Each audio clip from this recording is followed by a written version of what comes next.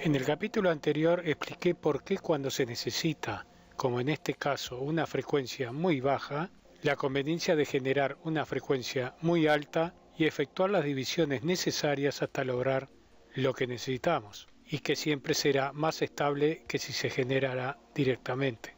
En este capítulo explicaremos cómo funcionan los divisores utilizados y para ello partiré de algo más sencillo. Vamos a suponer que necesitamos dividir entre 2. La solución en este caso es muy sencilla, ya que con un simple flip-flop sabemos que se produce tal división.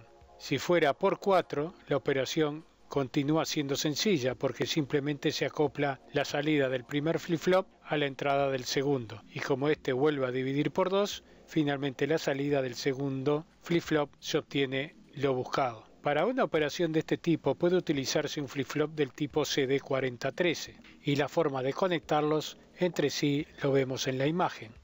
Si se necesita continuar la división por cifras mayores, podríamos seguir enlazando más flip-flop de este tipo, pero es indudable que esto significa un derroche de tiempo, espacio, material y dinero totalmente innecesario, dado que hay integrados específicos para este fin. De lo expuesto se deduce que un circuito integrado contador está compuesto por una serie de flip-flop interconectados entre sí a fin de lograr la división de un número cualquiera. Según la cantidad de biestables o flip-flop que contengan en su interior, será la cifra máxima de división que sostenga la salida del chip. Cada flip-flop es considerado como una etapa y así figura en los manuales. De modo que lo observado en el esquema de la figura, bien podríamos considerarlo como un contador de 2 etapas. Cada etapa flip-flop divide por 2. La siguiente vuelve a dividir por 2 el resultado de la anterior, y así sucesivamente con todas las etapas hasta llegar a la última. La expresión binaria será en base a la potencia de 2, y de esta forma se obtiene la cifra de división según la etapa en que se tome la salida definitiva que necesitamos. Existen otros divisores como el que usa nuestro frecuencímetro, que son divisores fijos.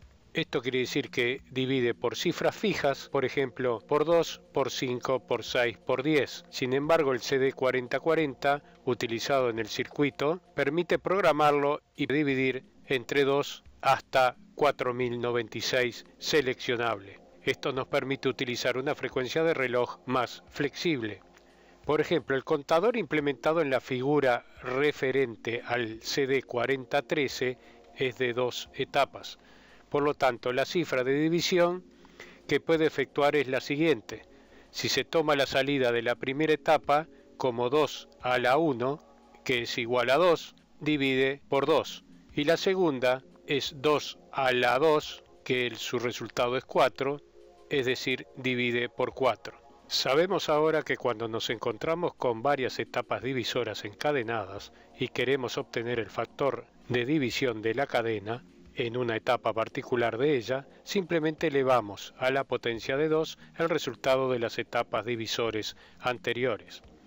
Hay contadores entonces de distintas cantidades de etapas, algunos disponen salidas en todas, en otros pueden faltar una o más.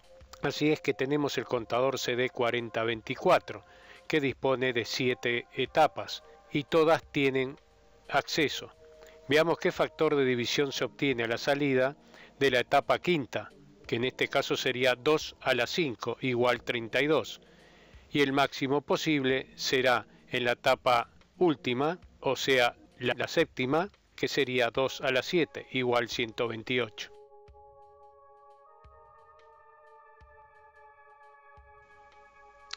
La simulación consta de 8 frecuencímetros, un generador de señales, un analizador de señales lógicas y están conectados de la siguiente forma.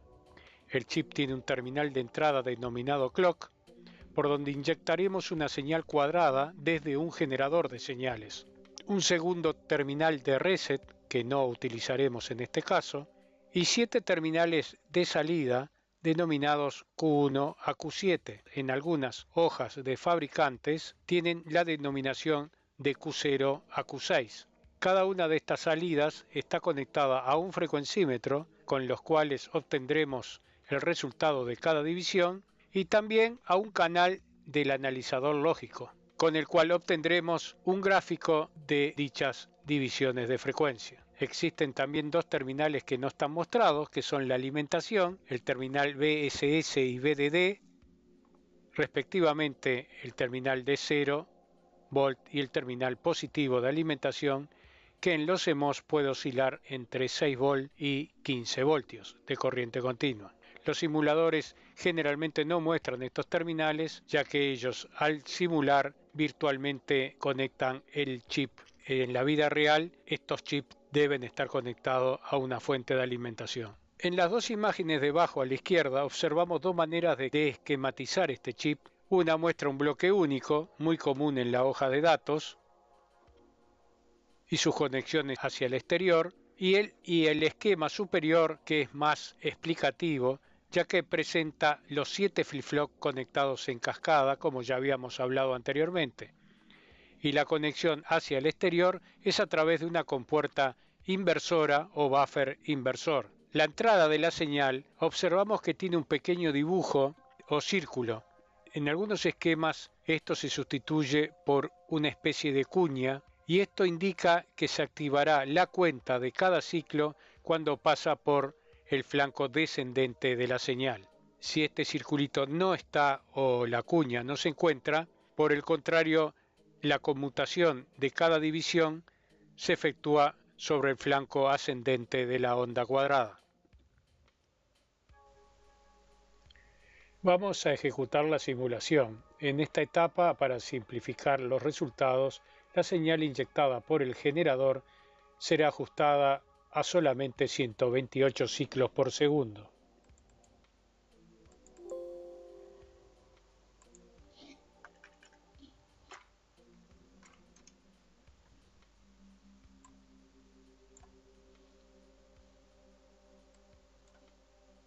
Como cada flip-flop divide siempre entre dos el paso anterior o los resultados del paso anterior, en cada frecuencímetro observaremos cuál es el resultado de la frecuencia en cada flip-flop que compone la cadena del 4024. En este caso son 7 flip-flop.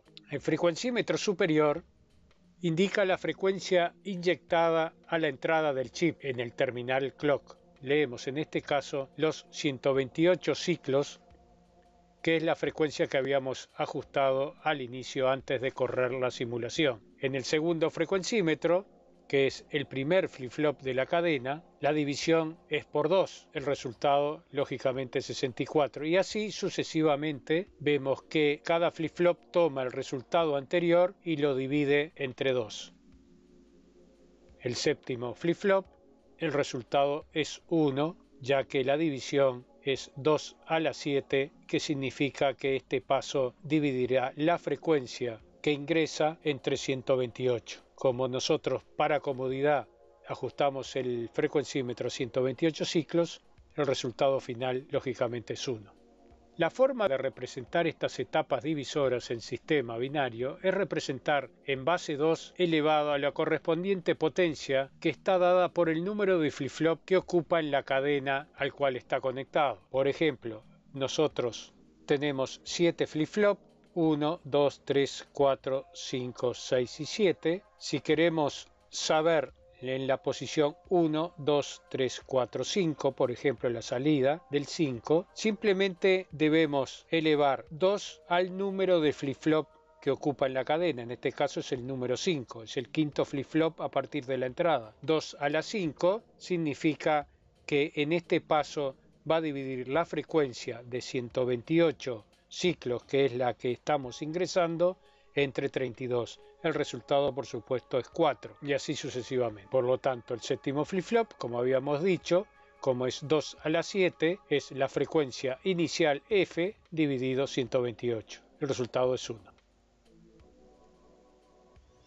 Es interesante ahora referirnos a la elaboración de un gráfico de los resultados de los flip-flop en función del tiempo.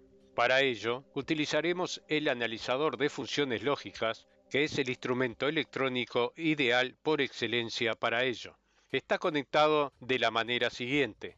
El primer canal es la frecuencia suministrada por el generador de funciones, que en este caso es 128 ciclos por segundo. Y del canal 2 al canal 8, que están indicados con la letra A1 a A7, están conectados a las salidas de los flip-flop que componen este chip. Lo que hacemos ahora es tomar una captura de las secuencias resultado de la división efectuadas por los flip-flop que componen el CD4024.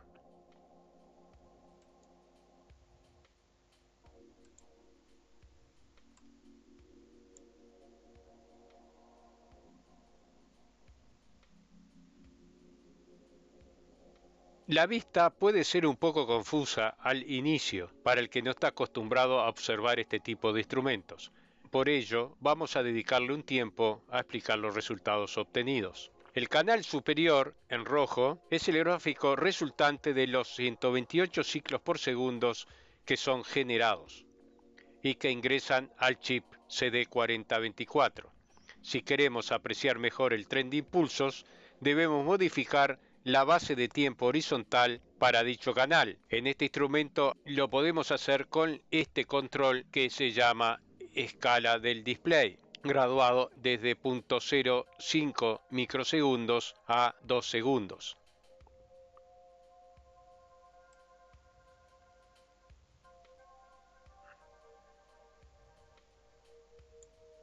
Si queremos medir la frecuencia que lee el analizador y compararla con la lectura dada por el frecuencímetro número 1, que confirma los 128 ciclos, hacemos lo siguiente. Ya hemos bajado el tiempo hasta lograr observar de forma definida un ciclo de dicha frecuencia. Luego posicionamos un cursor al inicio y al final de dicho ciclo.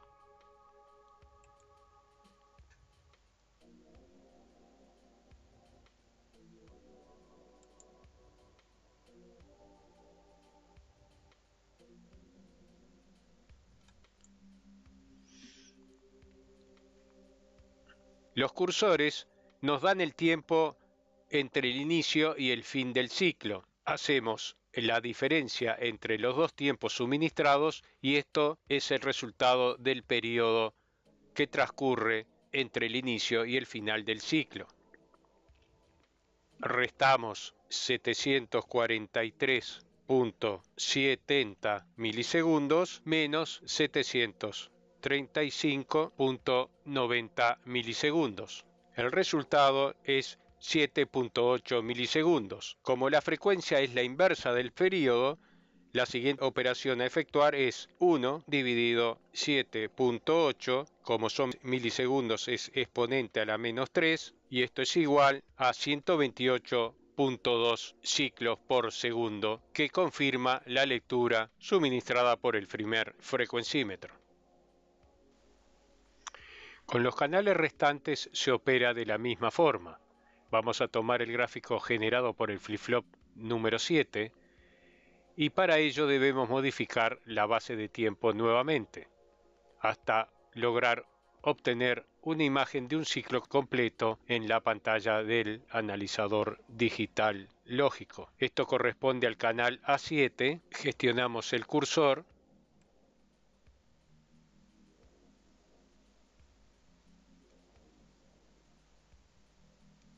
El canal A7 corresponde al trazo azul y hemos obtenido un ciclo en pantalla claramente. Posicionamos al inicio del ciclo que queremos leer y a final del dicho ciclo posicionamos el segundo cursor. Una vez posicionados los cursores efectuamos las operaciones.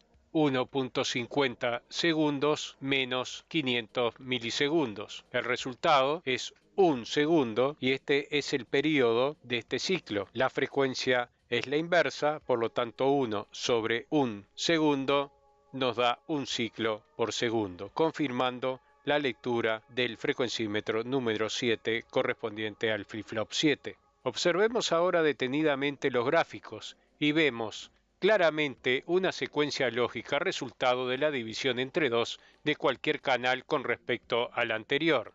Si tomamos el canal 4 correspondiente al flip-flop número 4 y posicionamos los cursores, y en este caso vamos a utilizar los cursores anteriores, observaremos que el canal 4 El frecuencímetro nos indica 8 ciclos, y si los contamos, evidentemente hay 8 ciclos. Debajo es el canal A5, correspondiente al flip-flop número 5, que divide el resultado de los 8 ciclos anteriores entre 2, y observaremos 4 ciclos completos, y así sucesivamente. El canal A6, correspondiente al flip-flop 6, son 2 ciclos, y el canal A7 es un ciclo, que es lo que hemos medido últimamente. Próximo capítulo trataremos los divisores que verdaderamente se utilizan en nuestro frecuencímetro, que es el CD4040 y el CD4518.